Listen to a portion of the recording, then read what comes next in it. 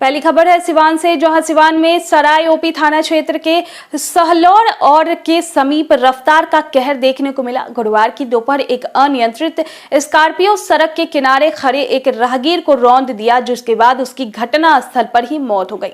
घटना में मृतक की पहचान बता दें कि सराय ओपी थाना क्षेत्र के सहलौर गांव निवासी स्वर्गीय धर्मनाथ माली के 35 वर्षीय पुत्र ब्रिजमोहन माली के रूप में हुई है।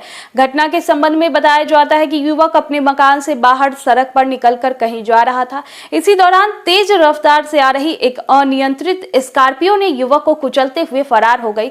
घटना के बाद स्थानीय लोगों की मदद से आनन फानन में पीड़ित युवक को उठाकर सिवान सदर अस्पताल इलाज के लिए लाया गया, जहां चिकित्सकों ने उसे मृत घोषित कर दिया। इधर घटना की जानकारी जैसे ही मृतक के परिवार वालों में हुई, कोहराम मच गया। मृतक के परिवार सिवान सदर अस्पताल पहुंचकर मृतक के शव से लिपटकर विलाप करने लगे। घटना में युवक की मौत के बाद जैसे ही जानकारी स्थानीय थाने की पुलिस को मौके पर पहुंचकर उसके शव को अपने कब्जे में ले लिया। उसके बाद पंचनामा तैयार करने के बाद शव का पोस्टमार्टम के लिए सिवान मोर्चरी भेज दिया गया है। मृतक के परिजनों ने बताया कि वह मार्केटिंग करने के लिए अपने घर से निकला था। मार्केट करीब होने की वजह से वह पैदल ही जा रहा था, तभी तेज रफ्तार से आ रही बेकाबू स्कॉर्पियो उसे कुचलते हुए फरार हो गई। इधर घटना के बाद स्थानीय लोगों में काफी आक्रोश देखने को मिल रही है। लोग मृतक के परिजनों को मुआवजा दिलाने की मांग स्थानीय प्रशासन से कर रहे हैं। अगली खबर छपरा से है, जहां छपरा शहर के रामनगर में उस समय अफरा तफरी का माहौल हो गया जब एकाएक दुकान से आग की बड़ी बड़ी लपटें बाहर निकलने लगी। घटना बुधवार की देर रात की है, जब घटना मुफस्सिल थाना क्षेत्र के रामनगर गांव के समीप रामनगर रेलवे फाटक के पास घटित हुआ है। अगलगी में आसपास के 3 दुकानें जलकर खाक हो गई। इस अगलगी में 3 लाख के नुकसान का अंदाजा लगाया जा रहा है। हालांकि समय रहते स्थानीय लोगों की मदद से आग पर काबू पाया जा सका, नहीं तो बड़ी दुर्घटना हो सकती थी।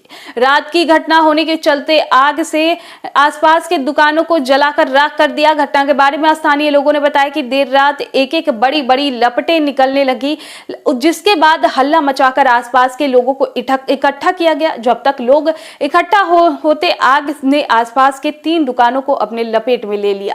आनन फानन में स्थानीय लोगों की मदद से आग पर काबू पाया गया। आग का दुकान में शॉर्ट सर्किट बताया जा रहा है। आग की शुरुआत जनरल दुकान से हुई, जिसके बाद पास में होटल और अंडे के थोक दुकान को अपने जद में ले लिया। कुछ समय के लिए आसपास के क्षेत्र में अफरा तफरी का माहौल रहा। मुख्य मार्ग के बगल में आग लगी होने के चलते सड़क के दोनों तरफ वाहनों का कतार लग गया। आग पर काबू पाने के लिए दमकल को सूचित किया गया, लेकिन दमकल के पहुंचने से पहले ही स्थानीय लोगों ने आग पर काबू पा लिया। अगली खबर छठ महापर्व से पहले बिहार के मौसम में बड़ा बदलाव हुआ है। बारिश की गतिविधियों पर लगभग विराम लग गया है। 30 सितंबर को मानसून की विदाई के बाद भी पोस्ट मानसून बारिश अक्टूबर महीने में हो रही। दुर्गा पूजा में भी बारिश हुई, जिसके मेले में रंग भंग हो गया।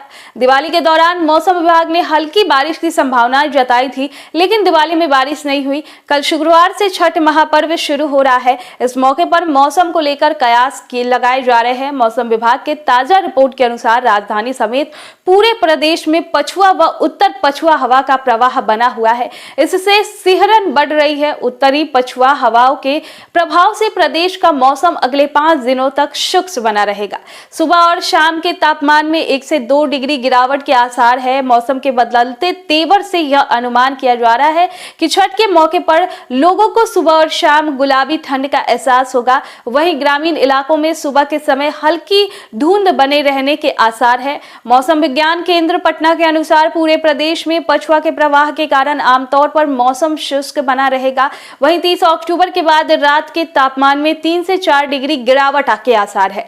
बुधवार को राजधानी के अधिकतम तापमान 0.3 डिग्री सेल्सियस की गिरावट के साथ 31.6 डिग्री सेल्सियस दर्ज किया गया। वहीं न्यूनतम तापमान में 1 डिग्री की गिरावट के साथ 18.6 डिग्री सेल्सियस दर्ज किया गया। वहीं 35.0 डिग्री सेल्सियस के साथ नवादा प्रदेश का गर्म शहर रहा। गुरुवार को राजधानी समेत प्रदेश के अन्य हिस्सों में आसमान साफ रहेगा।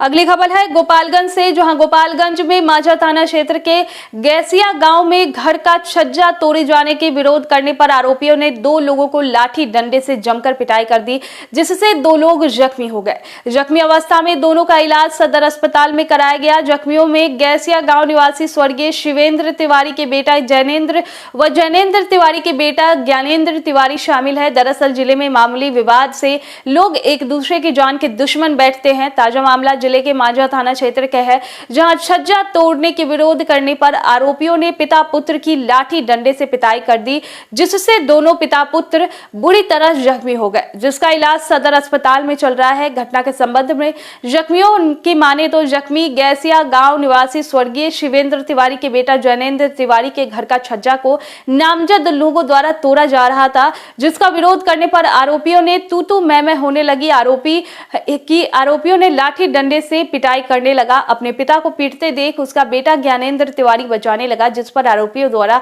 उसके साथ भी मारपीट की गई।